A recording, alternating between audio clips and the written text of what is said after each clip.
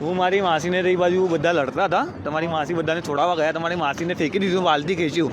હું મારા માસીને છોડાવવા ગયો તો એ કોઈ પાઇપ ફટકો મારી હાથ મૂકી દીધું ઉપર. તો તમને શું વાગ્યું? લોખંડનો પાઇપ હતો એક. કોએ માર્યો હતો? એવું તો રીતો નહીં, મને કોઈને ઓળખતો નહીં એ બાજુ. તો તમે ક્યાં રહો છો? હું વાડીમાં રહું છું. તો અહીંયા આગળ શા માટે આવ્યા મારી હું જોબ કરું છું શાલીમાર હોટલમાં, મારી મામાની થઈ. કેટલા લોકો હતા સામે? 20 થી 25 લોકો હતા. શું કહેતા હતા? એ તો કંઈ નહીં, એ તો પહેલાં લડતા હતા, એમને કંઈ બીજી લડાઈ હતી. તો એ મારતા મારતા આપણી હોટલમાં આવ્યા. તો આપણા ભાઈએ આવું કીધું, ભાઈ હોટલમાં ધંધો છે, તમે બહાર જઈને લડો.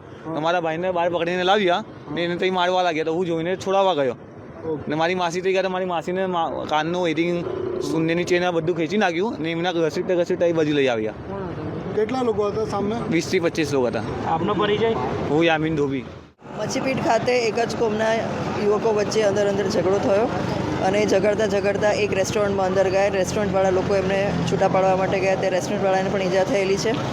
સામાન્ય ઈજા છે 3 જણાને. અને જે ઝઘડતા હતા એ 7-8 લોકો જે છે એ તમામને અરેસ્ટ કરવા માટે ટીમો બનાવવામાં આવેલી છે. સીસીટીવી ફૂટેજ મેળવવા માટે ટીમ બનાવવામાં આવેલી છે અને જે લોકોને ઈજા થઈ છે એમની ફરિયાદ નોંધવાની કાર્યવાહી હાલ ચાલુ છે.